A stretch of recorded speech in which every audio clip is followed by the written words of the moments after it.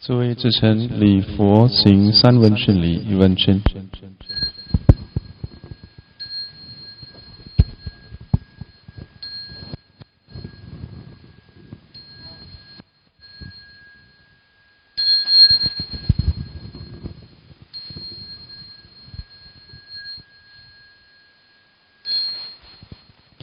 三称佛号：南无本师释迦牟尼佛。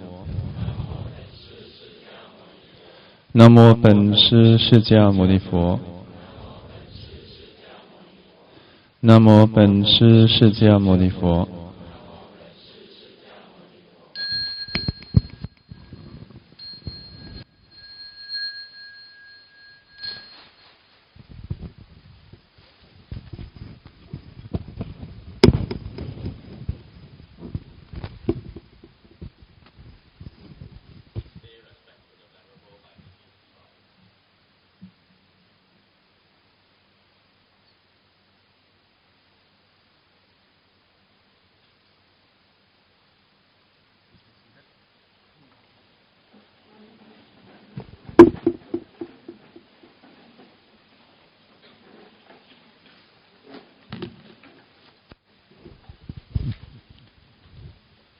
Presume you all have done your meditation, so we'll just dive right in. If you all didn't and you all were chit-chatting,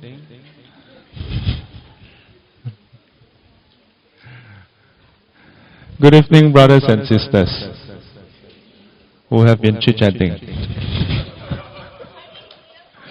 Chinese given.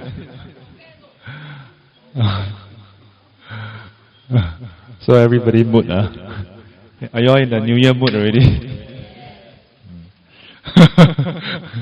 Oh, never have I had such resounding yes before.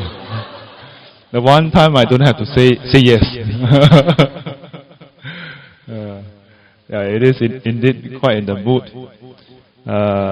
In fact, some of the staff were like, huh? There's still class? Yeah, and some students were equally surprised or amazed. Like, huh? We're still having class? Yeah, we're still having class.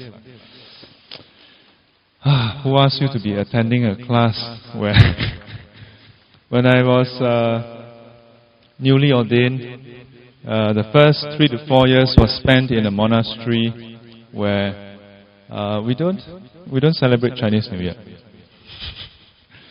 Chinese New Year was just another day. Yeah, the whole year round, we would have the same schedule, week by week. Yeah, we don't even celebrate Vesak Day. Yeah, Vesak Day was just another Uposatha day. Yeah, we don't have any special celebration. We have no Sampui Pai to celebrate. Nobody come out during Vesak Day because we're in the middle of the forest where nobody knows that we are there. Yeah, usually only when some Americans drive past Highway 64, and usually if you go west, you won't even see us. If you go east, then you will see our little signboard, brown in color. Yeah, and that's how many people come up. Yeah, we'll be like amused, like, how do you find us? Like, oh, well, I wasn't really looking for you, but I drove past Highway 64 East and I saw your signboard. I was like, oh, what is this? A monastery here in the middle of New Mexico. Yeah. It is not Mexico, it's New Mexico. It is a state in the southern part of US. Southern part of US. So it's still in US. Yeah, my friends and colleagues, they were so confused. They're like, oh, you're going to become a monk. And that was many years back. Yeah. Wow. So, where are you going? US. Become a monk in US. Which part of US? New Mexico. Huh? Mexico? So because we don't have any celebration at all, so in fact it took me a while to get used to having Vesak Day. Yeah, every day was the same. Because Vesak Day is on the full moon, so it's just another Uposatha day where we recite the precepts. Yeah. We still have lesson as per normal. We still have classes. Everything is as per normal. Yeah. So much more for Chinese New Year. The only thing maybe a bit special about Chinese New Year is that they will usually maybe have 水饺. They will cook 水饺 for Chinese New Year. Yeah. And I think, after that, the afternoon, if I don't recall wrongly, we still have lessons. So be thankful that we're actually taking a break next week. We are taking a break next week. Yeah. So where did we stop? Today is the 4th of, So we have already reached number 7. Finally. Yeah. Number 7. We have 93 more to go. Yeah.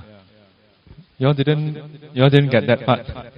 We are now on the number 7 consciousness. We have 93 more things to go through. So, a bit of recap. This is the commentary on the 100 Dhammas. We have this commentary based on the sub-commentary, which is the Chinese text that we're looking at. And then, within this 100, it is split into 5. The first one being heart. Second one being sing, then sing fa, then sing so fa, se fa, then sing bu xiang yi sing fa, then wu wei fa. Yeah, sorry, I do notice this about myself. When I learn something and it was in a certain language, then I need a bit of translation internally. Yeah, so we are now at the first category, sing fa. Yeah, the mental components, or the heart, if you will. Yeah, the heart, if you will. And within this is split into 8 different sections, and we are at the 7th section, the tinted mind, Mo Na Shi, the mana consciousness. Mana consciousness. So last week we explained a bit about it. Where did we stop exactly? Did we even go into the detail? Just the first section here, right? Yeah. The Sun Wei, have I gone through that? No, right? Yeah. So last week, there's this group chat where some of them would ask irrelevant questions. Yeah, I had to poke at them a bit. Keep telling them, stop asking questions that are irrelevant to your practice. Now, I'm not saying this to discourage you from asking questions. Feel free to ask questions. I may not answer them. The reason is because there's just so much things that the Buddha covered. Okay? For example, one of the questions that was raised was, about the 12 links. So, those formless beings, do they have link number 3 to number 9? Now, not that I'm so petty, I'm actually holding a grudge. I just happen to have good memory, okay? I'm serious, I have pretty good memory. So, this is where I say, that is not a very relevant question. And in order to explain that in a meaningful way that they can understand, or whoever can understand, I need to build up more scaffolding. Yeah, the reason why you're asking the question is because the scaffolding is not there yet. Yeah, so I refuse to answer them. They tried in various ways to rephrase the question and then try to chuck me don't know whether no or not. It's okay, I know, but I'm not going to tell you the answer. Yeah, so you can try me. So anyway, the 7 consciousness. But there was one thing that was shared which I thought is important to highlight, which is that the attachment part. Yeah. When I mentioned the 见分 and 相分, maybe there's some clarification. Yeah.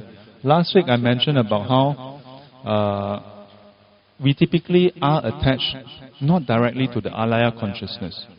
Because we haven't even learned about, we don't even know that there's alaya consciousness before we attend this class, or before we read about the Yogacara school. So how can we be attached to it without knowing that it exists? We are typically attached to our physical body, attached to our mental constructs, our views, our opinions, our perceptions, and so on. All these can be grouped under the first 7 consciousness. The first 7 consciousness. And if I misinterpret or misrepresented it, then I want to correct that the Jianfeng refers to this first 7 consciousness, which is what can be seen of the 8th consciousness. What can be seen of the 8th consciousness? The 8th consciousness, it is a repository for seeds, karmic seeds. But we cannot see it directly. That which can be seen is that which is manifested from it. Become visible from the 8th consciousness. When we say that the 7th consciousness, which is basically the mind, is attached to the Jianfen, it's basically saying it's attached to the visible aspect that is manifested from the 8th consciousness. Understand? Okay. Today we are going to cover 8 consciousness also, so we'll deal with that. Okay. So as far as last week, a lot of you have again the deer in the headlights look. Did I mention about it in this class? Heart Sutra. Okay. You have the deer in the headlights look. Have you heard of this expression? In the US, there's a lot of highway, right? So there are a lot of deers and elks that will just cross the highway. And then late in the middle of the night when you're driving, there's no road lamps. So you have to turn on the headlamp high beam. And then the deer walk, then suddenly you go around the bend and then shine at it. So when I mentioned about some of these things, you all have that look. That's the deer in the headlights look. Some of you don't have that look. Some of you have the what's going on look. So, do you remember what we covered last week? Now I'm torn between those students who overread, overstudy, and overthink what I've taught, versus those who cannot remember what I've taught. It's a very interesting relationship we have here. Can you remember? Do I need to recap a bit? How many of you need me to recap? Raise your hands. I won't penalize you, I won't judge you. Just raise your hand if you need me to recap. How many of you were not here last week? That's a handful, okay. How many of you need me to recap a bit of last week? Not much, huh? Okay, so I can presume that all of you are okay. No, I'm serious. If you need me to recap, then I need to recap, because otherwise, moving forward, things are not going to make sense because last week there are some key points, These are crucial definition of the 7th consciousness. Everybody okay? Okay, the rest of those who raise your hand, stay back after this. We'll stay under. So last week we covered this, just a brief. And the gist of last week was basically the first 2 lines about how the mind itself, the 7th consciousness, which is basically the mind, is the tainting element. It's the part about our whole existence that is tainted, defiled, tainted. It is the driving force behind our agitation, our defilements, behind the wrong views that we have, and so on and so forth. So what is exactly is it tainted? The word taint, it basically means impure. Or it basically means that it is in a way, it doesn't directly say dirty. Defiled is directly dirty. Taint means that it's impure. Not pure. That's basically it. In what way is it not pure? It is impure in the sense that it has this wrong view and attachment. To perceive, to hold on to, and perceive that the first 7 consciousness, everything that is manifested from the 8th consciousness, is basically mine, me, or myself. Yeah. It has this perception that is mine, me, and myself, and is attached to this perception, attached to them in this way, and worse still, we even insist that we are correct. Yeah, we even insist that we are correct. Yeah, so we have the 我吃. The 吃 is basically delusion. Yeah, we have the delusion of an I. Yeah, we have the delusion of an I.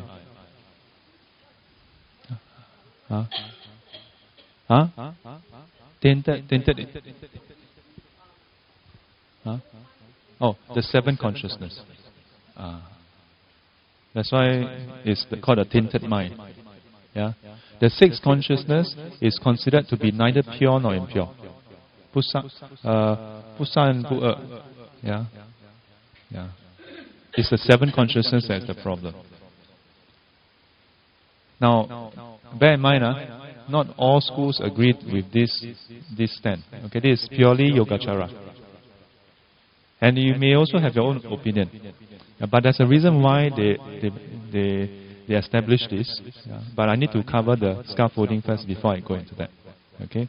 Why say that number 7 consciousness is tainted? Why not number 6? Why not number 6 and 7? Why not everything? Why? Okay? So we will explore that in a short while. But so the first one, first thing here, 我吃, the delusion of a self or I, and then the view of an I. But this is what's wrong with having a view of an I? It's a wrong view. What makes you say that it's a wrong view? Well, what is I? What is self? What exactly is that?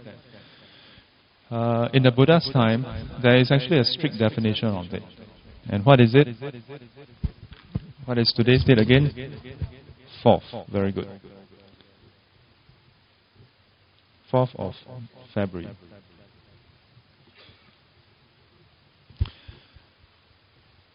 It is a very interesting thing that I've been thinking to myself for the past maybe about close to 9 years. Every time I have class, I'll ask the students this simple question.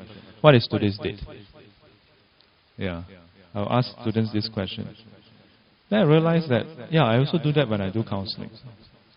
And it appears that it may actually have a positive effect on you guys. Because at least you can say that, well, you answered one correct question. You answered one question correctly. No, it's not like teasing you out. Okay, although I do that a lot. But this is actually because you see, Buddhism sometimes can be so chim, that's like, well, you feel very demoralized, Like attend week in, week out, day in, day out, and then like don't know what's going on. Well, at least you got the one question correct. But the next thing is, what is the self? Let's see whether you can understand this correctly. What is the self? What is self? Can someone give me, just check your phone, take out your smartphone, any one of you, type into the dictionary, self. Then give me an answer. Let's just look at a textbook answer. What is self? Then after that I'll give you the textbook definition from the Buddha's time. Because the whole framework of a good chunk of the Buddha's teaching is framed or positioned with respect to how people look at themselves last time. More specifically, how the practitioners, and we are not talking about some joker on the street, we're talking about those who are ascetics, those who are Brahmins, and there are even those who are said to be undefeatable. But when they came to see the Buddha and they tried to apply their logic and everything, their rhetorics, then they were defeated.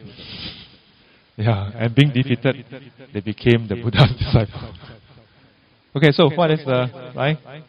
What? A person Yeah, unique individual. This is so beautiful. This very definition. Is it? It's clear, huh? Okay. A person, a unique individual. So think about it. By virtue of that, from when you are young to now, okay, is it the same individual?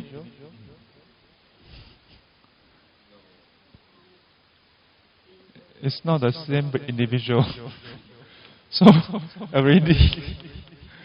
already sort of half break this definition of a person. Yeah. In fact, we don't even have to go so far as when you are young. Yeah. From moment to moment, physically we are changing. Externally, we may not change so fast, for better or worse. Yeah. Sometimes I wonder if every day when we wake up, like we see the aging process really quickly, would we still have all these problems? We probably cherish our life a lot more, Yeah.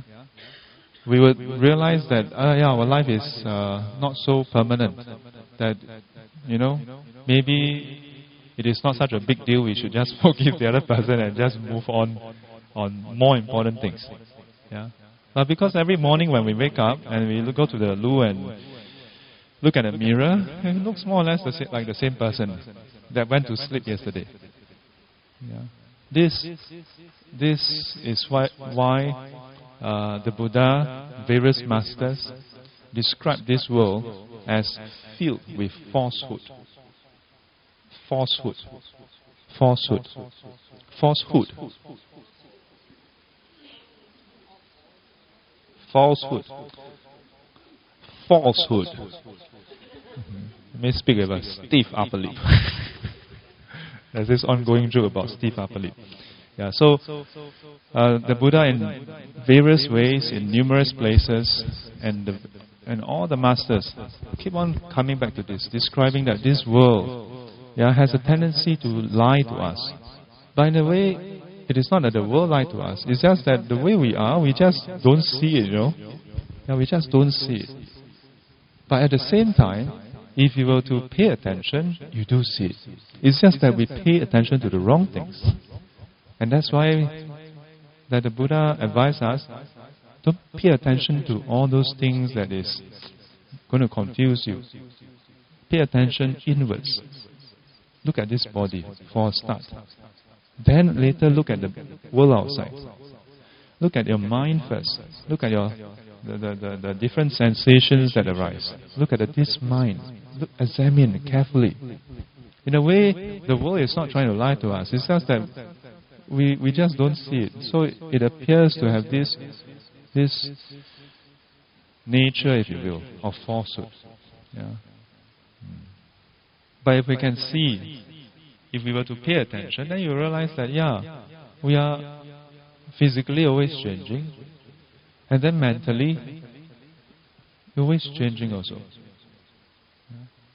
But sometimes our habits, we like to stay in a state, When we're happy, we want to stay in that state. When we're unhappy, sometimes we want to stay in that state also, Yeah, when we are unhappy about something and our friends come and counsel us and tell us, don't be angry lah. Why you think I'm biased? Do you know what that person did? Do you know what he did? I have all the reasons to be angry. Let me be angry for at least 3 days, 3 nights. So, of course, on the other hand, because we are so used to seeing a certain persistence or momentum, if you see a person get angry and then just turn around. So, as you were saying, how do you feel about such a person? You may end up thinking that this person is being fake, Yeah, when a person is upset, you expect the person to continue to be upset for a while. Imagine the next time when you see your friend or your spouse or family, being moody. And then you go over there, hey, are you okay? Quite upset. Don't be upset lah. Oh, okay.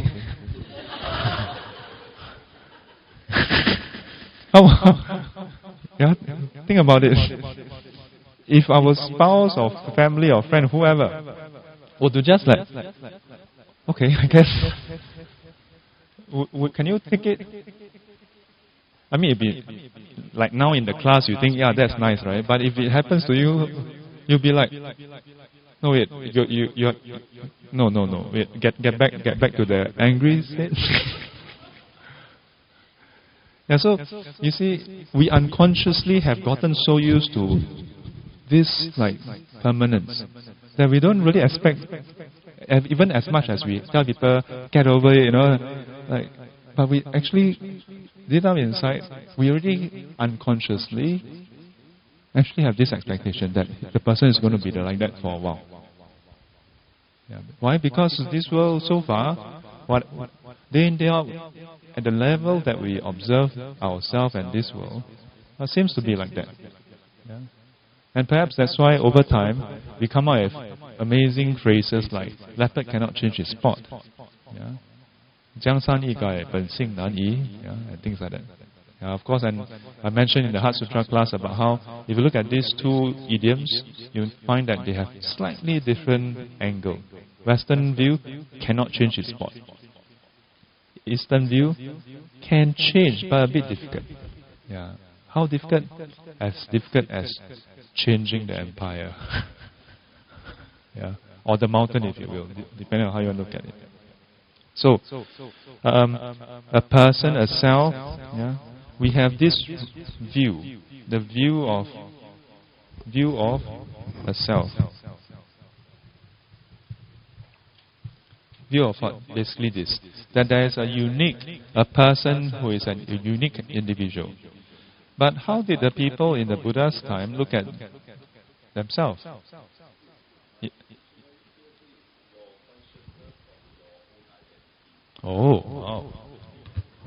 Your consciousness of your own identity. Okay.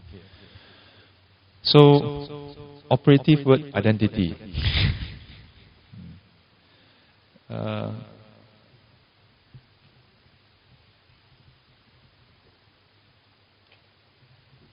Now, bear in mind, although it's also the same word consciousness, I would go out on a limb and suggest that the dictionary, when they say consciousness of what? Of our identity. Yeah? A few key things. Here is basically just the English word, nothing to do with Yogacara, okay? Yeah, it just means like you could substitute this with awareness. Yeah? Awareness of our own identity. Yeah, that's basically what we call the self. But here, key thing. Our identity. The identity refers to the view itself. Yeah? Or whatever roles you impute onto whatever things that you call self. Yeah? And another thing, our. It's not some other people's, it's our. My, me. This belongs to me. Yeah? This identity belongs to me. Yeah? And hence the mine, me, or myself. In the Chinese tradition, it is reduced to 我所.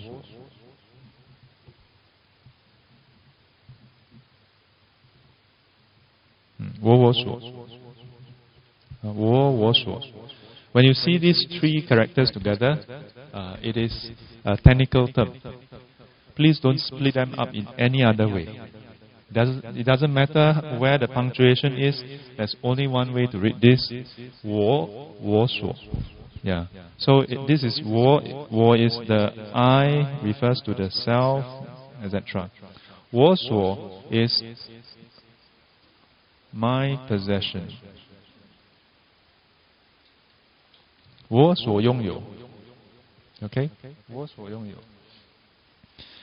Remember in the earlier session, I mentioned about 能跟所. Yeah? 我是能, 所就是所了. Yeah? Our possession is the object subject to us. Yeah? So, 我所. Now you may think, how about the earlier phrase I said, mine, me, and myself. So these two are basically this. Yeah, 我所. Me is basically the 我. Okay? So, I still haven't touched on how exactly do they define the self. Those who have been attending the Heart Sutra or the SGC, what is the definition of a self? There are 3 points. Huh? If I write down the first one, you all should be able to recap and remember. Chang, Heng, Zhu.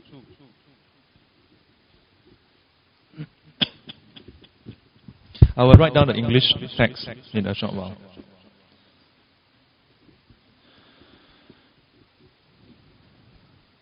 Wu,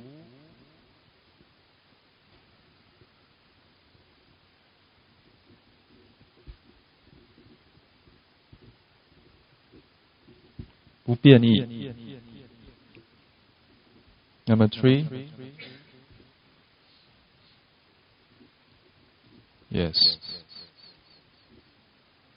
Is it a 车 or new inside? I think it's a new, right? Is it? I think so. 主宰性. This is lao. Oh, sorry. Yeah, correct. It's a 性.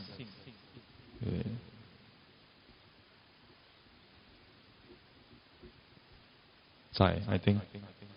Can someone check 主宰的宰? 主宰性. So, the first one, 长恒住.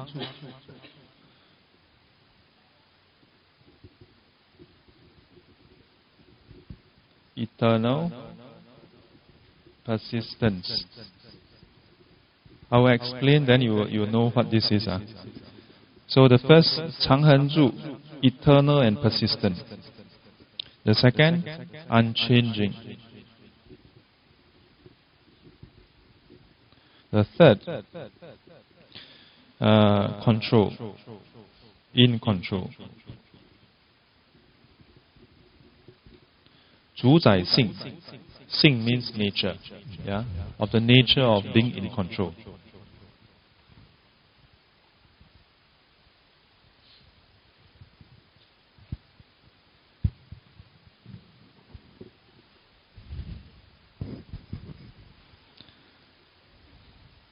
Now, not everybody will agree with this definition of self. Yeah, and it is not that the Buddha come up with this definition.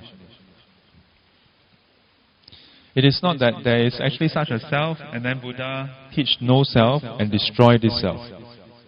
It is that in the Buddha's time, there were individuals. The individuals had different ideas about this world, and some of them posit that this body, some people say that this body is me, yeah. But then they, at some point, human beings must have thought, hey, but if this physical body is me, but the other guy, he just collapsed the other day and then he don't move anymore. So what happened to him? Or he died. Yeah. So there are some guys who say, hey, how can this self just die? That would be very scary, isn't it? That the self can just die and disappear. Because eventually the body do disappear, Then you cannot find that person anymore. Now, there are many development. If you look at anthropological studies, they have all kinds of theories and findings about how religion, early human concepts evolve and so on and so forth. But some of these seem to map with the 2,600 years ago, that point where the Buddha come in. If you can humor me, then perhaps it is possible that most people, most civilizations would have seen that we all die somehow, someday. Yeah. But when things are good, who wants to die? Who wants to die when things are good? Nobody wants to die when things are good. It's only when things are not going very well. Yeah. And you cannot find a way to solve the problem. Yeah. If you can find a way to solve the problem, nobody wants to die. Yeah. Throughout history, in almost all civilizations, all monarchs, at some point, they stop conquering others, and then they say, hey, they either go spiritual or they say, go spiritual and then try to attain eternal life. Yeah, whether through alchemy, yeah, or through religion. Throughout history, this has always been going on. From the early Egyptians to even the Aztecs, the early civilization. Yeah, but within the Buddhist text, there's no mention of this civilization because the early texts are mainly focused on when the Buddha was around and his teachings to the people in the Indian continent. So I don't want to go and suggest that, if the Buddha met the Aztec, what would he have said? That's speculation. If you look at this tree definition, to me it addresses some of the concerns that even today we have. Yeah, not having something that is secure, permanent. Yeah, that there's just so much changes that we cannot cope, and we don't want to cope. We just cannot deal with it. Yeah. In a way, this is linked to certain qualities of religion. Most religion would have some omnipotent being who is in absolute control. Yeah. Not just Christianity, but in most religion. Yeah. Throughout history, most religion would have some being who is omnipotent, all-powerful, in other words.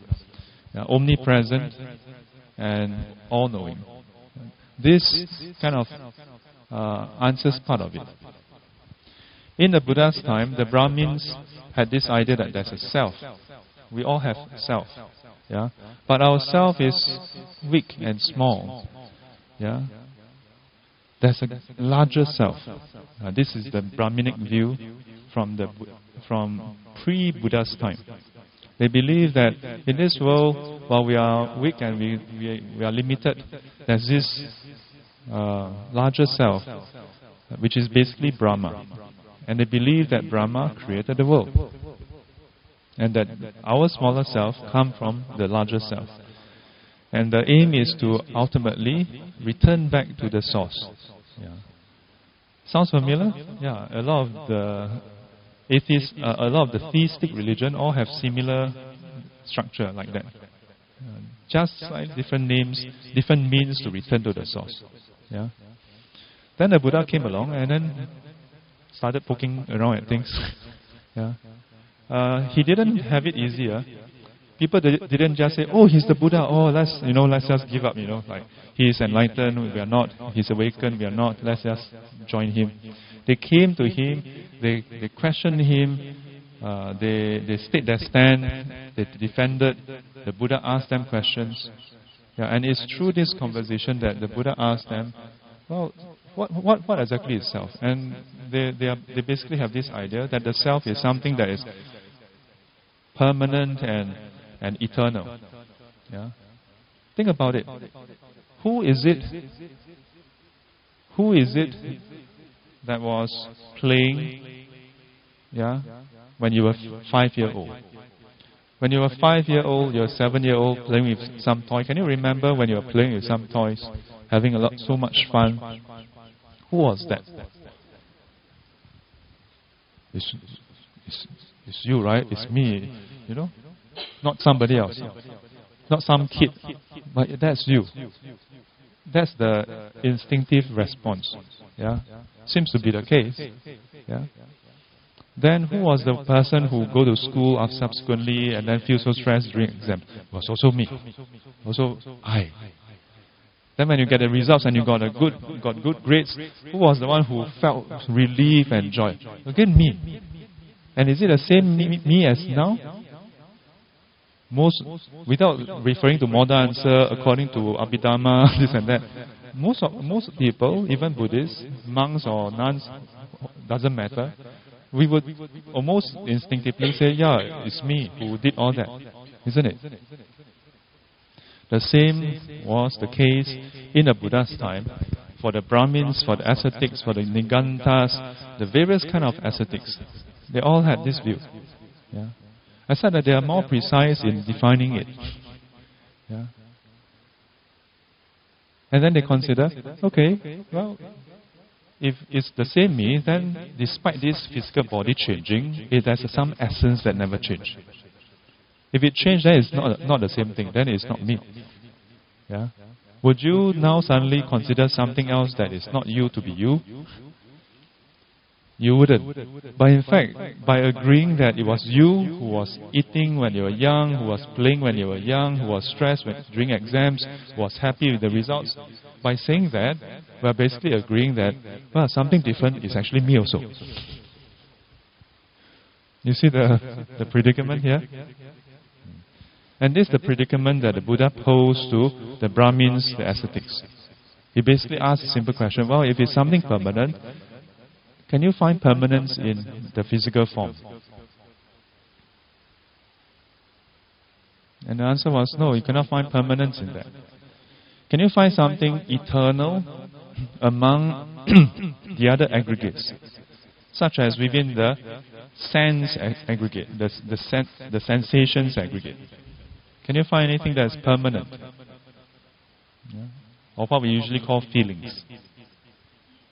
You can't. How about your perception of things? Can you find anything that is permanent, everlasting? Or is it? Or maybe you can find something that's unchanging. And the Buddha would go through the 5 aggregates: form, feelings, perception, mental formations, and consciousness. There are some seats here. Yes.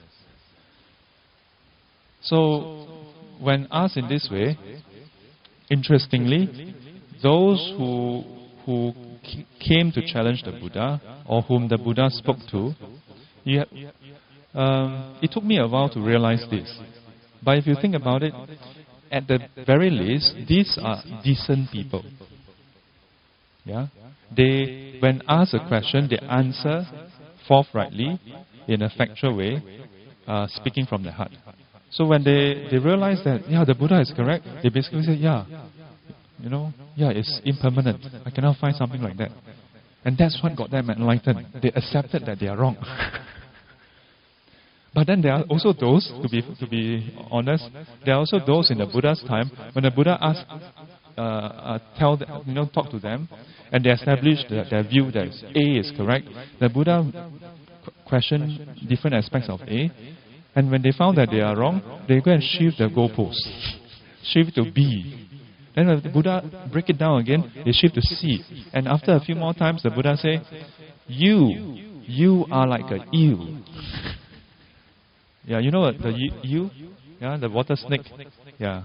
In fact, there's a sutra called the simile of the water snake. The water snake simile.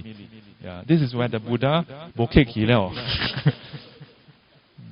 So people are quite surprised when I bokeh, like, well, my sifu bokeh, what do you expect? From the Buddha's time all the way down to my late ordination master. Bokeh kiwan. When it comes to truth, cannot kick kiwan. And so, when people ask the Buddha question, he will answer. And then when he finds that they are not being honest or truthful, and they just keep, like water snake. The Buddha actually called them out on it and said, you are like a water snake. You are not holding your ground. You are, some of them being cornered this way would like, yes. Yeah, and then the description is very cute. And he was defeated. His head drooped down, his shoulder drooped down, and he sighed, I am defeated. So ask yourself this. Do you find anything that is eternal, persistent since young, other than your name? Yeah? Think about it first, okay? Don't be so quick to give an answer. Think about it. In the Heart Sutra class, I have this exercise, the question of who am I? Yeah? Maybe at the end of the session, I can show you all. You all can go and do it. Those who have done it in the Heart Sutra class, worthwhile to do it again. Yeah? Because I have found that each time when we do it, we may highlight different things. And it actually tells us what we are more attached to. Yeah? It actually tells us what we hold dear to ourselves. What we call I. So the first two, fairly straightforward. How about the third one? In control. Yeah. If it's something that is not within your control, how can you say that it's you or yours to begin with? So in a way, it's very easy to understand. Number 3. Yeah. But to see that, to understand that in terms of our own existence. Yeah. And then to go beyond the understanding and to see it in our day-to-day life. How we are always grasping for control. Yeah. It's almost unconscious, We are just we just like to have more certainty. Control is a dirty word. When is the last time you used the word control? Either, you lose control of the car, not so nice, or we say that the person is a control freak. Yeah, and usually used in a relationship, either between spouse or your boss and yourself. Yeah. But control doesn't always mean that. Like for example, when you learn tennis, I remember, was it in JC? I didn't take tennis as the PE sports. Yeah, I did volleyball. But likewise, whether it's tennis, volleyball, or any form of racket games or sports for that matter, if you have power without control, what are you going to do? Home runs, in the wrong game. Yeah. So control itself is not bad. Yeah. Everything from being able to write, that's control, You try, those who are right-hander, try writing with a left hand today. You'll feel really helpless. Left-hander, try using a right hand. Unless you are, what's that term? By something. MB, oh, very good. Thank you very much. Yeah, what? Dextrix. Yeah. So control itself, I must highlight.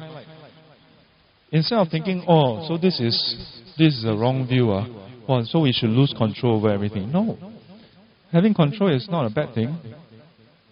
Observing precepts is self-control. Isn't it?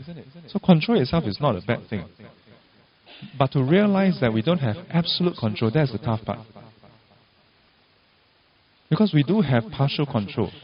Everybody raise your right hand. Raise your right hand. Yes, that includes you. Raise your right. I've done this experiment so many times. Yeah? It took me a while, but I managed to control all of you to raise your hand. Now raise your left hand. This is a very interesting class. Usually, the second time round, lesser people will raise their hands. In this class, I seem to have more people raise their hands.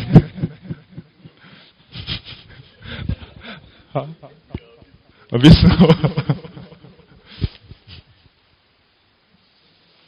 So did I control you all? Let's try that again. Raise both your hands. Oh, you all willingly submit your control. Please. Everything can. Alright, please transmit $100,000 to this number. If ever, okay, you see me ask that, either that's an imposter or have gone mad. Yeah, either way, don't listen to me. Let me give you my word. I will never ever ask you to do that. So if ever anyone look like me, ask you to do that, that's not me. Either in the literal sense or, mentally I'm deranged. Yeah. Even in my dream, I don't do that. So with that as a definition, this was how those religious people in the Buddha's time, they look at themselves and this world. Yeah. I want to say something for them as well. And that is that they are not simpletons who just randomly come up with this idea. Yeah. A lot of them who founded the different schools, they founded it also based on their own experience. And a lot of them are very good meditators, In fact, if they are alive today, you cannot rival them. Yeah, they sit very well. They actually even have some of the spiritual psychic power. The difference is that they drew the wrong conclusion. They saw half the picture and then thought that was the complete picture, and so they thought, that's it. So in numerous sutras, the Buddha cautioned against having the wrong insight, if you will, drawing the wrong conclusion. The other day I was sharing with one student about how it is very common for those who learn Dharma to be less interested in some of the other spiritual practices. And then those who are like meditators, tendency is tend to let me just meditate, let me just practice. Maybe not this class, Maybe not this class. Maybe this class, all of you are like, attend Dharma class, attend meditation class. Yeah, 1 hour of meditation, 1 hour of Dharma reading. Okay, but for most people, we tend to just go lopsided one way or another. And the consequences or the problem with that is that there's a Chinese saying, 这个行而不解，盲修瞎练。解而不行，空中造楼. Yeah. So the pair are complementary. Yeah. On one hand, if you were to, let me flip the order again. If you were to just study the Dharma, do a lot of research, do a lot of study and so on and so forth, but don't do the practice, then what happens? You are like building castles in the air. Yeah, no ground, no foundation. Yeah, no foundation. On the other hand, if you are too eager to practice and then you ignore the teachings, then 盲修瞎练. Yeah, so you are practicing blindly. I gave this further analogy. It is like today, can you see my heart, physical heart? Cannot see, If you can see, don't raise your hand. See me after this. Yeah, so we cannot see. But if I were to, so you cannot see my lungs, my other organs also. Yeah. But if I were to go to a clinic and they take an X-ray, then they can see. There will be a picture. With that equipment, it enhances our ability to see.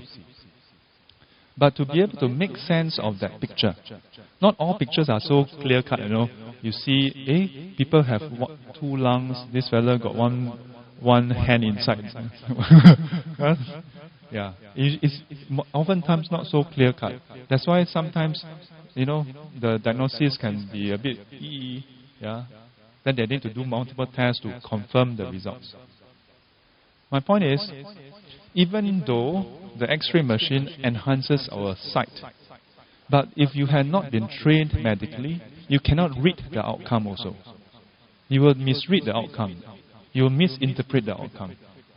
But if you were to go through all the medical studies and lecture and so on, but you don't have an X-ray machine, can you do anything? Yeah, you can tell people all about how it's going to look like, but you cannot see yourself. And this is akin to the practice and the teachings. Both must come together. Yeah? They must come together. When we come back to this, then this view of a self, this attachment to the self, the challenge is for us to go and examine, yeah, and do repeated checks. Is this actually present? Yeah? Do we actually still have this problem? Yeah. In the Yogacara school, we say that, yes, as long as you're not enlightened, we all have this problem. Yeah. And this problem is being attributed to the number 7 consciousness, the tainted mind. Yeah. This tainted mind has this wrong view of a self, the clinging on to all the things as mine, me, and myself. Yeah. First, Wilson, he raised his hand earlier. Yes. Mm. Mm.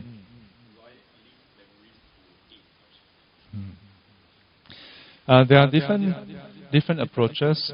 There are some schools or some researchers who try to do a map. Some of the maps can be meaningful, but not canonical, meaning that you cannot find those references directly. Yeah, but the suggesting that memories are linked to the 8 consciousness is a very close match. Yeah, it's a very close match. Yeah. In a way, yeah, but don't bet your life on it.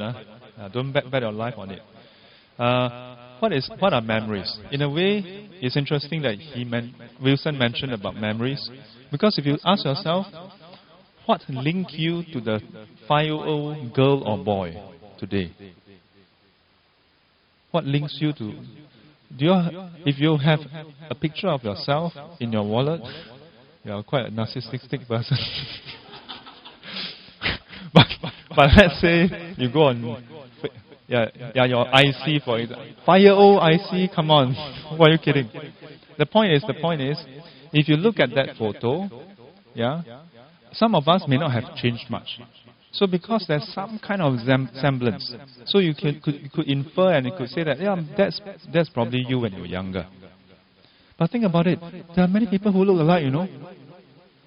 So does it mean that just because you look alike, you're the same person? Then how about twins? They are physically, you know, some of them really look identical, and they are here. If they can be here standing next to each other, are they the same person? No, they are still not the same person.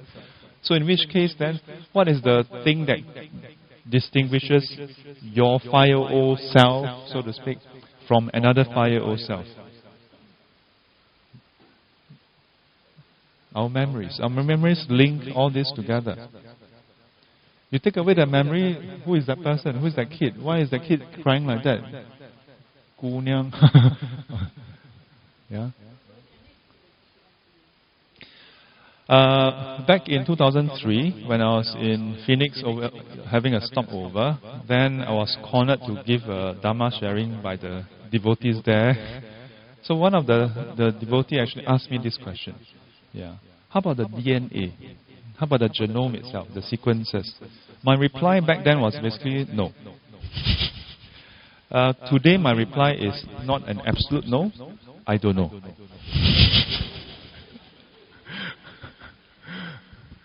Yeah. From a very certain no.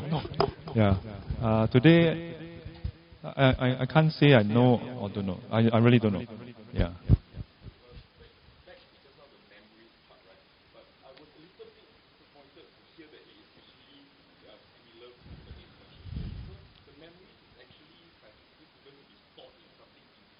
Well, so don't be so disappointed because it's not canonical.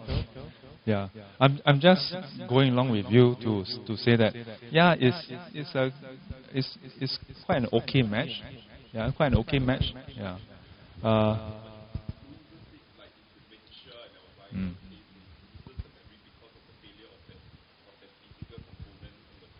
Mm. Well, perhaps that's why Alzheimer patients, like they have this identity issue, you know.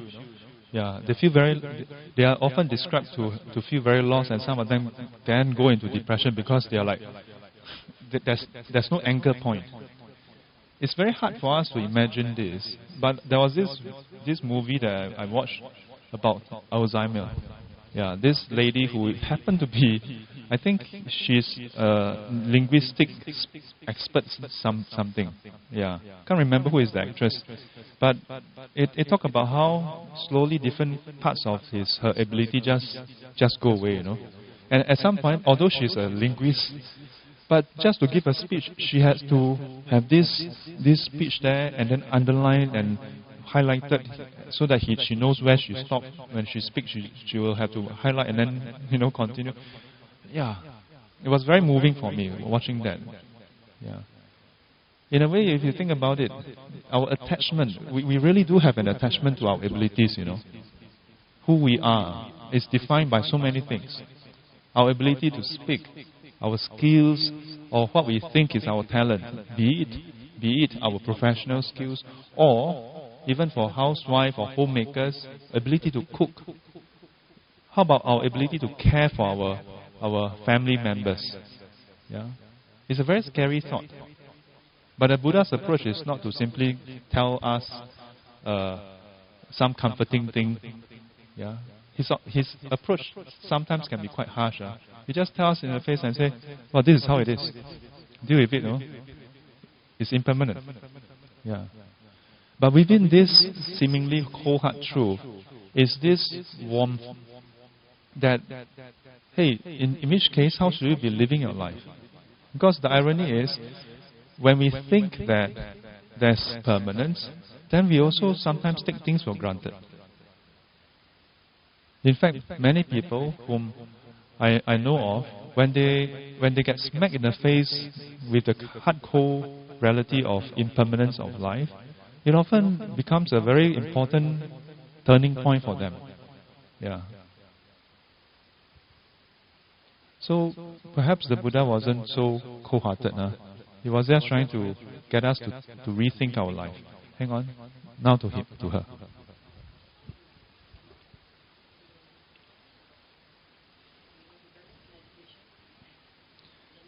Yes. Approximately 43.7% and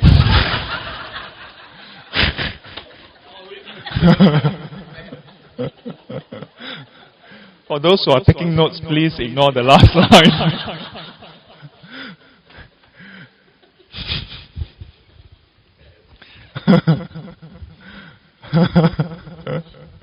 See me after this. What is the proportion? It varies. Yeah, it really varies.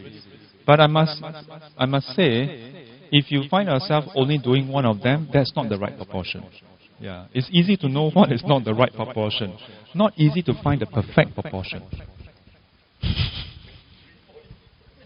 Yeah, and if you remember correctly, it's 43.7. And if you want to be precise, 43.69 actually. Ignore the last. Let the road record show that the last line was just a joke. So,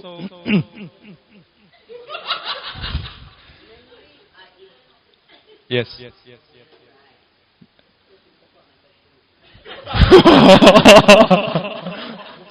What was your question? Huh? No, I do remember that there's you, and then she wanted to ask another question, but I wanted to just ignore and then move on because we are still. But what is your question? No, I didn't say that. Wilson asked me, can we say, there are some people who say that memory is actually inside, or is equal to, it's not just inside, it's that it's equal to a consciousness. I say, yeah, that's so far the closest match people have suggested. Yeah, but I mentioned that it's not canonical. So it means that if you look at the sutras, it doesn't give this kind of one-to-one match.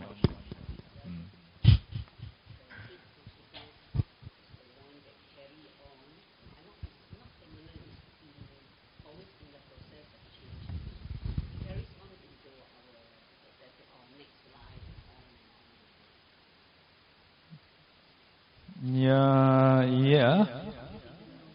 Continuum, yes. There's a continuum of this consciousness stream. Yeah. There's this phrase, the stream of consciousness. Yeah. So if you look at a stream or a river, I've mentioned before the Kallang River, you cannot say this is it, this is the river. Because the moment you say it, it has flowed off. It's no longer there. Yeah. If it's the shape, then you take out the water lah. But if it's the water, it's not constant. So what is the river? The river is just a convenient name to call this body of flowing water. If it's not flowing, it's a lake. Yeah? Very precise definition. Is this very is this flowing body of water that can vary in shape and sizes over time?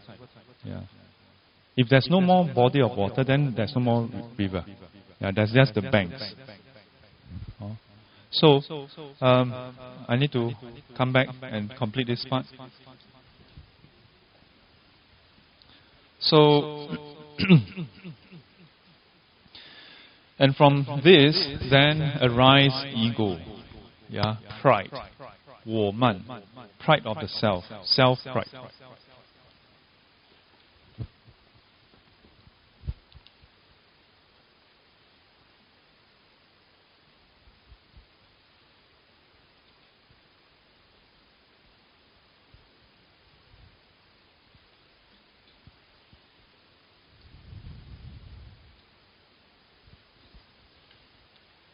And then the fourth is the craving. Craving to the self. Yeah. So you have delusion of the self, view of the self. Yeah. You have pride in the self, and then craving of this self. Yeah. When we think about pride, we often think about those who are proud, haughty, arrogant, and so on. How about those who have inferiority complex? Yeah. In Buddhism, we say those who have inferiority complex also have a strong sense of ego. Yeah. It's just different expression of that same element. Yeah. If there's no self, if it's truly no self, then there's nothing to be inferior about. Yeah. So, if a person can actually reflect on no self, we actually remove both ends. Both extremes is just dissolved. Yeah. So let me just complete this portion first. 第七末那识略有三位. So what we have discussed, 人我见相应位. So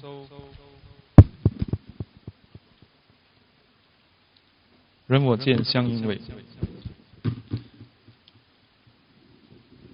So we have the view, and in this case, it is not just the view of a self, but it's the view.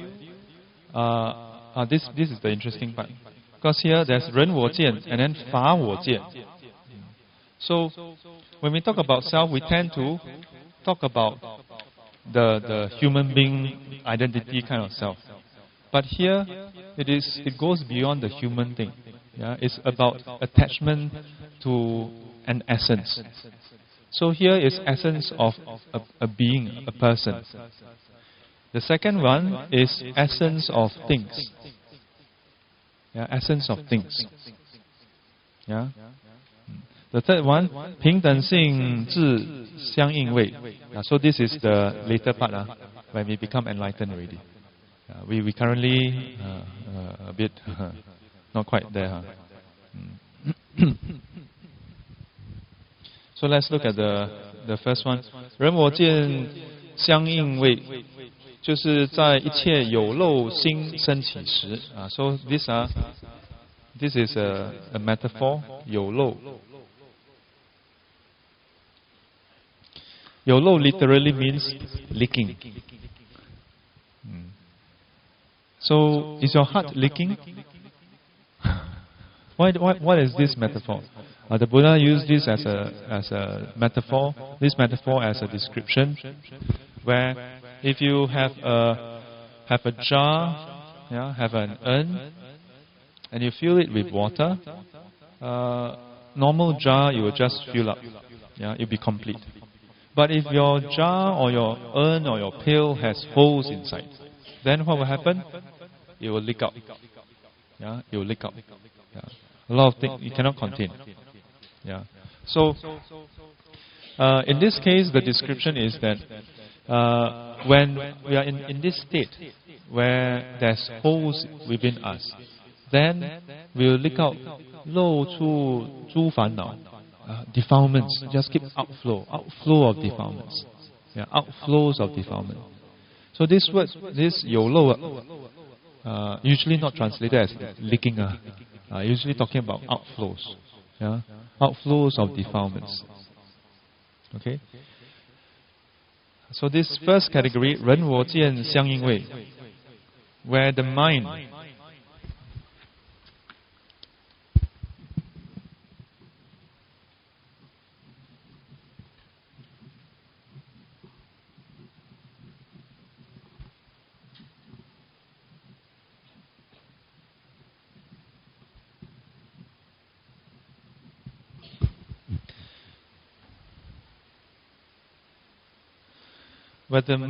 相应, I would translate as resonate. To resonate or to connect. You know, when in Singapore we often say, are we of the same frequency? It is very interesting because in Singapore, somehow if you tell any Singaporeans that, same frequency or not, everybody understands. Not everybody study physics, but all of us understand. But this is basically the physics principle. When two things, when an object is of a certain resonant frequency, and a certain wave were to collide with it, of the same frequency, then you have resonance. You have resonance. And that is called the resonance frequency.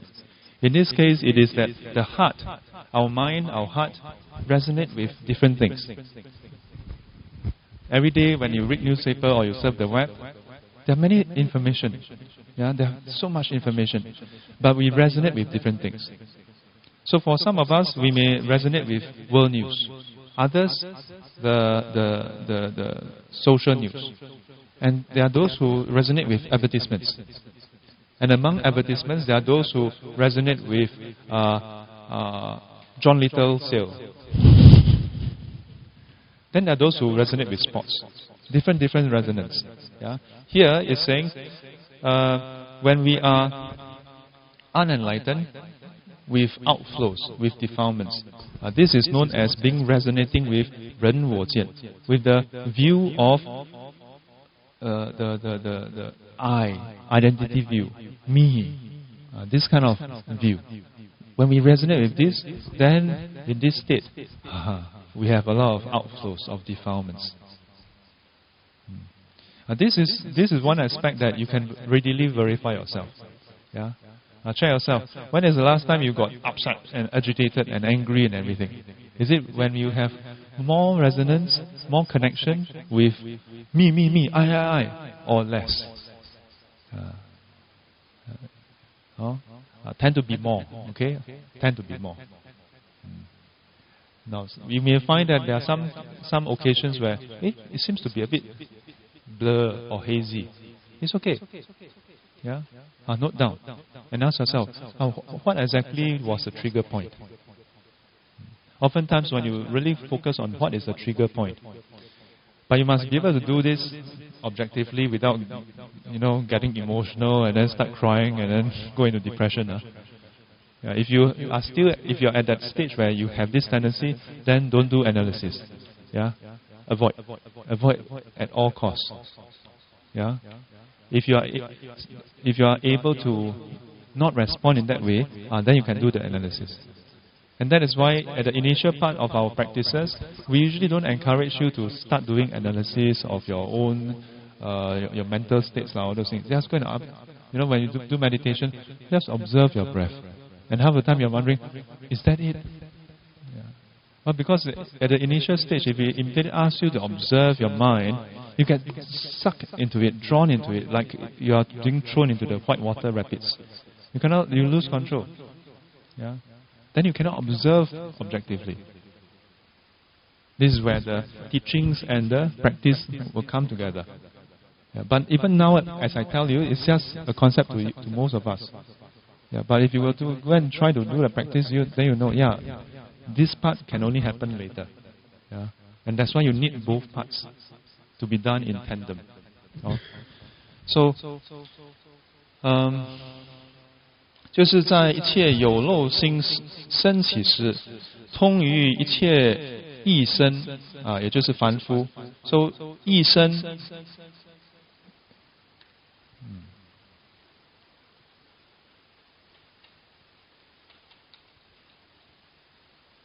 ，this is equals to 凡夫。This basically means unenlightened beings.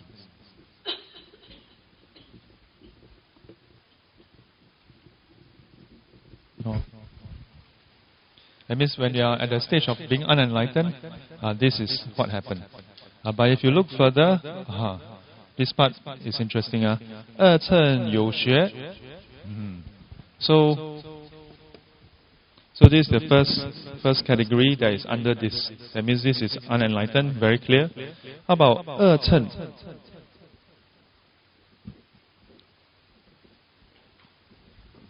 If you recite past pathway, then you'll remember inside there's one 二乘有学即无学. Yeah. In various sutras, this term would come up. 二乘. So literally, the two vehicles. Which two vehicles? We are not talking about bars, all those things.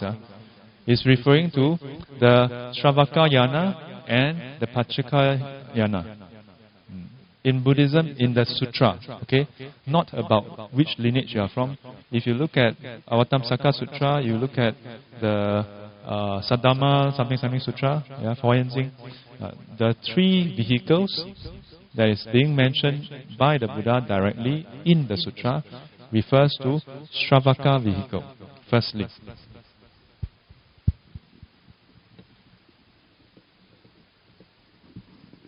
Secondly, Pachika.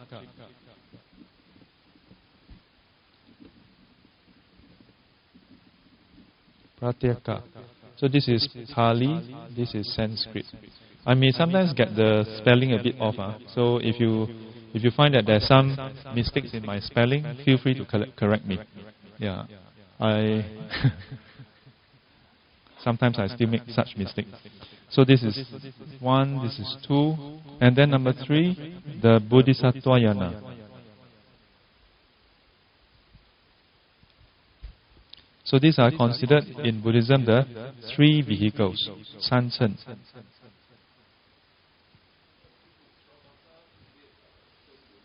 Senwen?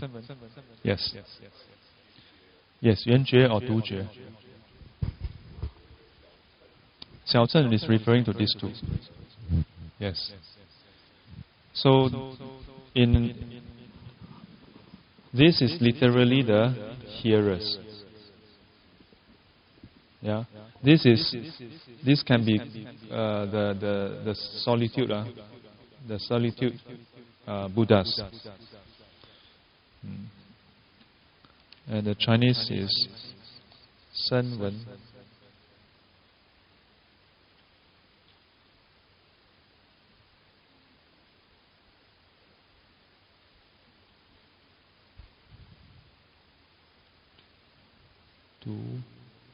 Is this how you write Du?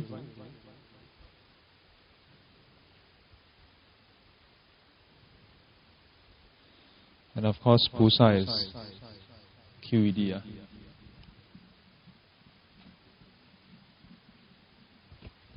So, These are the three known vehicles.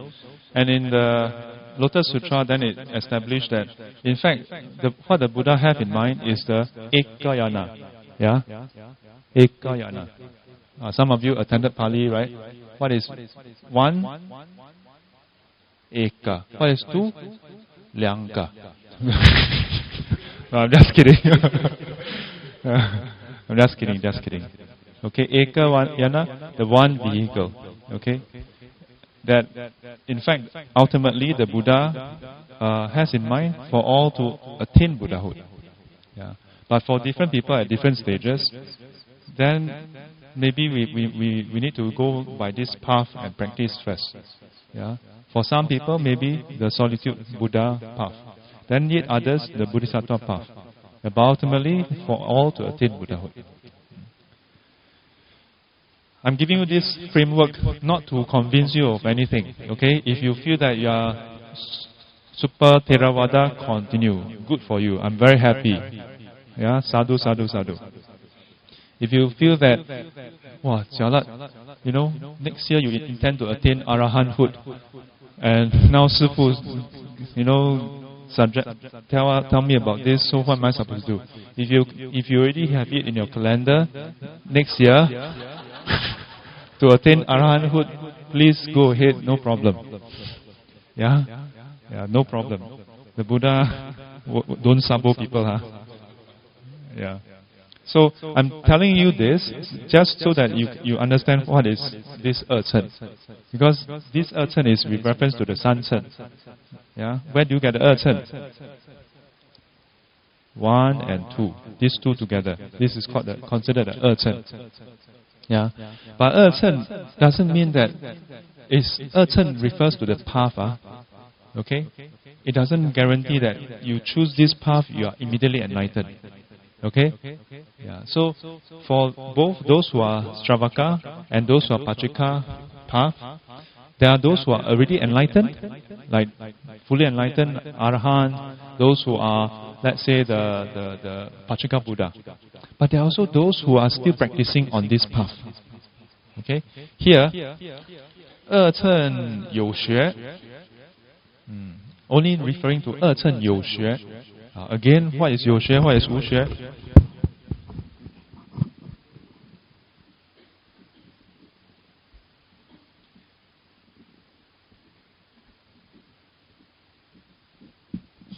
You Xue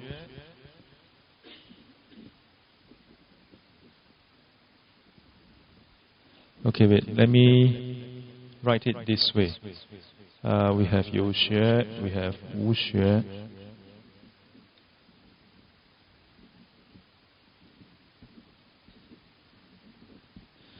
And then we have Fei You Xue.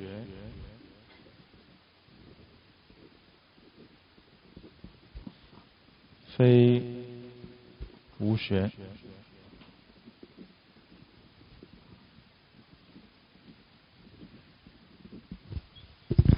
So we have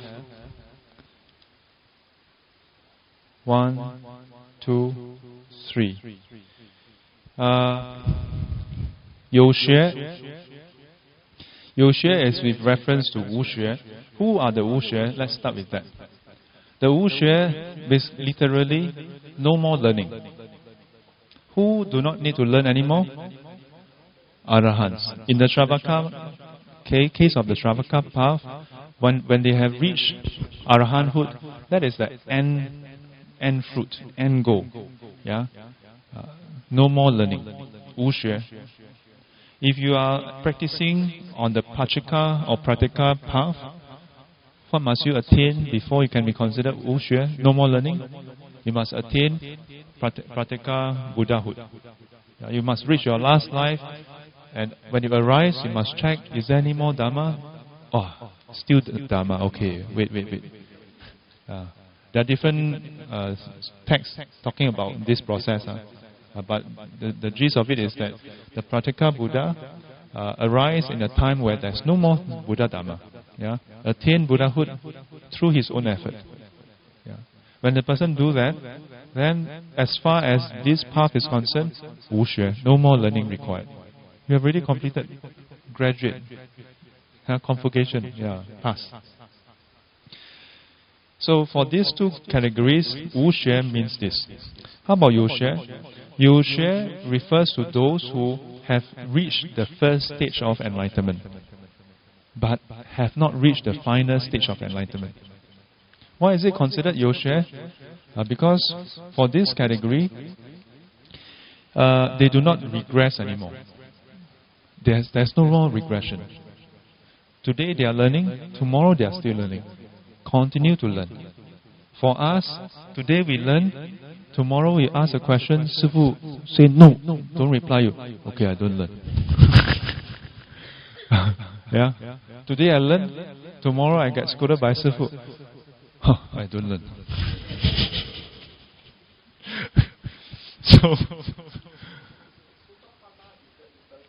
yes, Sotapanna and above. Yes.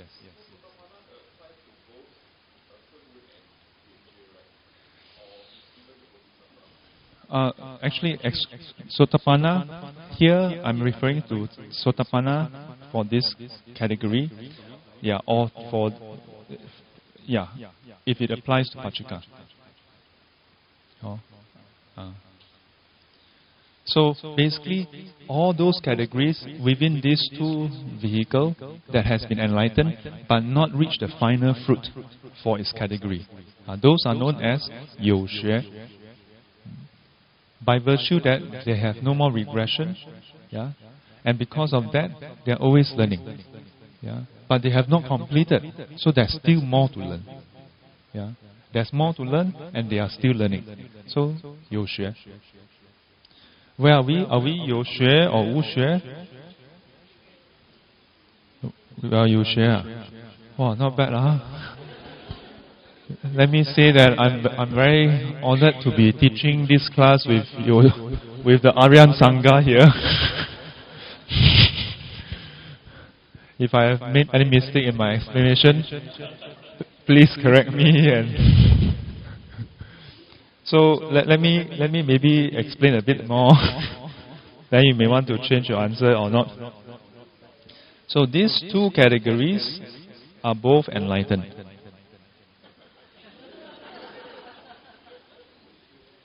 Don't laugh lah. Maybe she's really enlightened.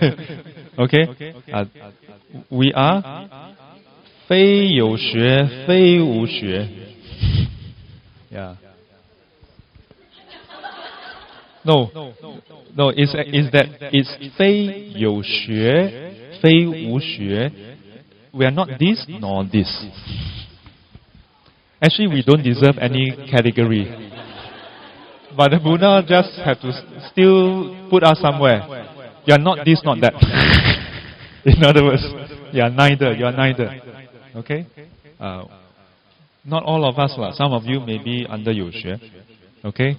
But most unenlightened, if you say that you are unenlightened, you must be under this group. Okay? Okay, you must be under this group. Huh? Can. You can say to me privately. You can say that. You can always say that to me privately. This is allowed. Okay? So here, for don't get so excited. So for this, those who is under this group, first of all, the very clearly unenlightened beings. This is the 非有学非无学. Secondly, 二乘有学. So this is the group we are talking about here. Even for this group, still subjected to this. Still may have a bit of problem with this. Okay? Yes.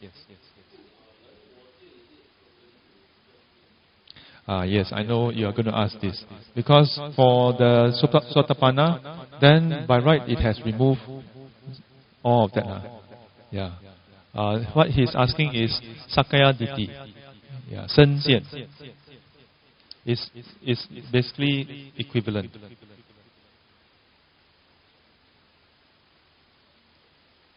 Shen Jian. In the Pali text is called Sakaya Ditti. Ditthi means view. Sakaya refers to the body. Attachment to this body. But here, there are a few different opinions. One is that literally the physical body. The other one is this body of existence. That means the five aggregates. Yeah? Attachment to the five aggregates as me. Yeah? Huh? Identity view. What we have been talking about. The 我见. So, in the Mahayana tradition, some of the lineages view that for Sravaka, they still have attachment. Yeah, some. Okay. As far as I'm concerned, the enlightenment for Sravaka, it is enlightened. Okay. So from stage 1 onwards, by right, identity view has been removed. Yeah, has been removed. Yeah. Okay, has been removed. But notice that over here, when we talk about 人我见 and so on, prior to that, it is not simply just about the view as well. Yeah, not just about the view. There are 4 aspects, remember? Yeah, I mentioned earlier, there are 4 aspects. There's a delusion, there's the view, there's the pride, there's the craving. Yeah. All these 4 are only fully removed when you reach arahanthood. Only at arahanthood, then it's completely removed. So, 二乘有学, then 七地以前知菩萨的有漏腥味. So, here Wilson is very happy because he always wants to know the precise which stage. Yeah, so there are 10 stages in the Bodhisattva path. Yeah, 3 time periods comprising 10 stages. Number 7 stage. Stage 7, you 七地以前, before stage 7. Yeah, before stage 7. Before stage 7, there can still be defilements. Yeah, and this kind of attachment to the self and so on and so forth. Okay? Yeah, so, Bodhisattva for stage 1, considered quite enlightened already, but not totally purified yet. Yeah, not totally purified. Only at stage 7, stage 8, then the wisdom, the removal of defilements, is considered to be equivalent to an arahant. So, last year when I was going through the Avatamsaka Sutra, there's this portion about the 10 stages. So he mentioned about how stage 7 and stage 8, there's a very interesting point here. That from stage 1 to 7, a Bodhisattva in the Mahayana teachings is considered superior to the Sravaka path. Okay, again, those who are hardcore Theravadan, hold your horses first. But it explains why. It says, it is not on its own merit that this person is superior, but it's due to the supreme aspiration, his vow, that he is considered to be greater. Only when he reached stage 8, then really, not just his vows, but his attributes, his purity is supreme and superior to all the 2 vehicles. Yeah. Now you may think, why compare so much? It's basically just telling you that this is, if you have reached this stage of purity, then you're considered a stage 8 Bodhisattva. Why is that important? If you have reached this stage, when you go and help people, you will not accidentally harm people also. Before that, prior to this, sometimes you're okay, sometimes you're not okay. Yeah? Your heart may still be very pure, you want to help people, but sometimes you help people, then 你越帮越忙哦。泥菩萨过江，自身难保。Very beautiful, metaphor. Yeah?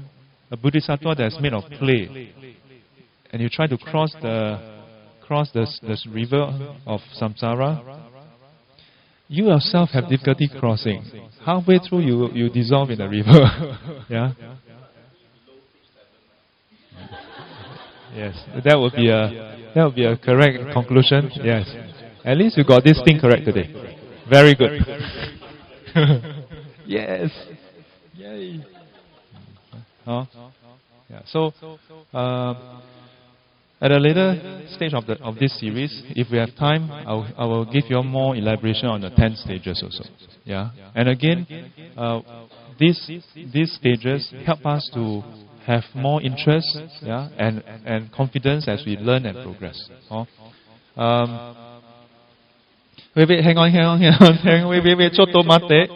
七地以前知菩萨的有漏腥味，由第七世缘阿拉耶识生起我见。Yeah, so again, through this resonance and connection, then arise self-view. Okay, arise self-view. Let me just jump ahead and share with you all. You may then ask, okay, so how do we purify these 7 consciousness? There may be different schools within Yogacara or different lineages, and they may have different opinion. But under the lineage that my late ordination master teach, he says, as far as unenlightened being is concerned, we cannot directly purify the 7 consciousness. We cannot. We can only manage number 6 consciousness, which is the discriminating mind. But how do you then deal with it? By making use of its habit to discriminate. But now you give it something wholesome to discriminate, something positive to discriminate, yeah, something that is pure to discriminate. And as you discriminate in this way, what does it mean? As you read the Dharma, or that which is our words of purity, teachings that is about the truth, then you're basically, what do you call that? 换药不换汤. So I know, purposely switch it around. Yeah, because now you 换the药. Yeah. Instead of directly telling you, don't go and discriminate. Can or not? Some people can. Then they can just meditate very quickly, attain enlightenment. But most of us cannot. Ask you, don't discriminate. No, I must discriminate. So, you like to discriminate, let you go and discriminate. We have 100 things to discriminate. And through discriminating wholesome Dharma, then you plant new seeds. Yeah? And then you sow with the seeds, you start to plant new mental habits. And these new mental habits become the natural response. They become, not immediately, become more and more natural. More and more natural. Yeah. In fact, we are doing this. Without learning Dharma, whatever you keep associating with, then that becomes your natural state of mind. Yeah? Your natural way of looking at things. It only look natural, but it's not inborn also. Yeah? You can cultivate new habits. In a way, the whole Buddhist practice is all about cultivating good new habits, wholesome habits. Yeah? Because we have this tendency to accumulate habits. Instead of telling us, stop, cannot. Most people cannot. So, accumulate new ones. And in this way, Chuan, Chen, the 8 consciousness become purified gradually. And when it becomes purified, then the first 7 that is being manifested by pure seeds cannot be impure. Yeah?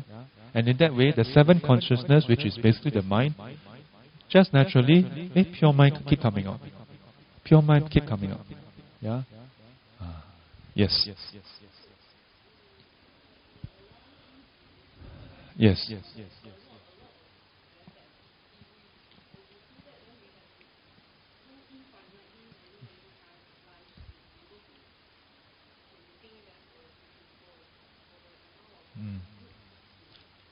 So, the good news is this. You don't have to purify all seeds to attain enlightenment. The moment you hit the critical point, yeah, everything changed.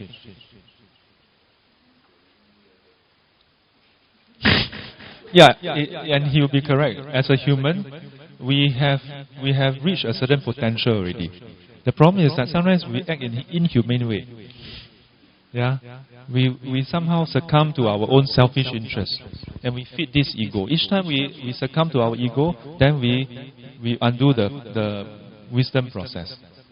Yeah. So that it is possible. Yeah. And the very important thing is you don't have to purify all seeds manually, every single one like that. Yeah. It is that once you purify the mechanism, then everything becomes purified. Yeah. I will go into more of that in the 8 consciousness. I know two of you still have questions you want to ask. Huh? Let me hear the questions and let me choose whether to answer. Yes. Yes.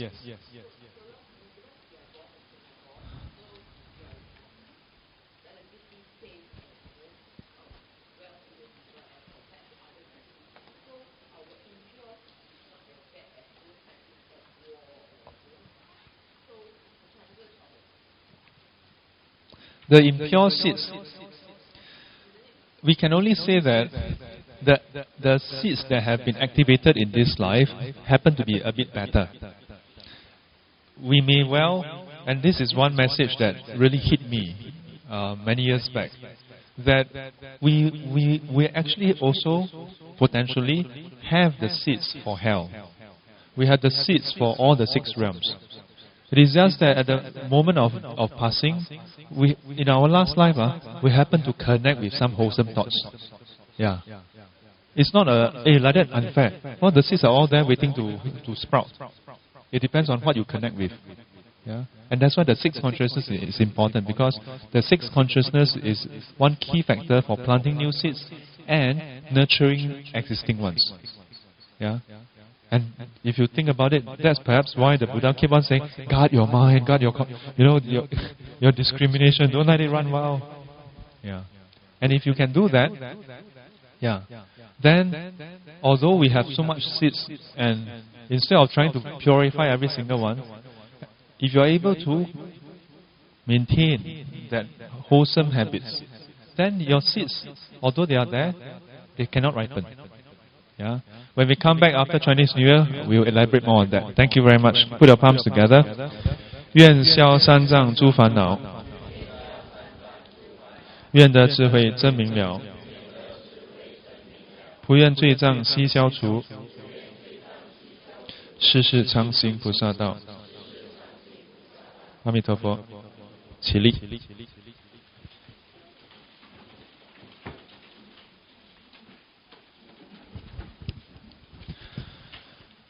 诸位至诚礼佛行3问讯礼，1问讯，再问讯，3问讯。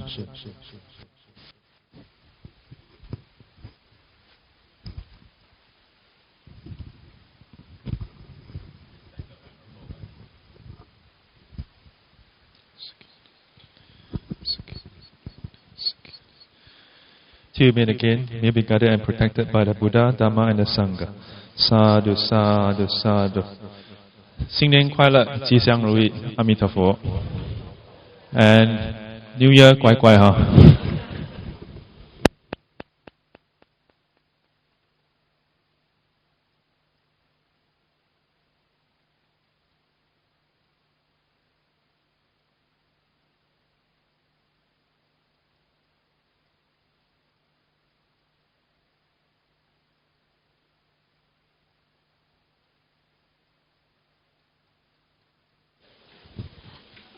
On your way out, I have 5 packets of rice at the back, okay, on the chair.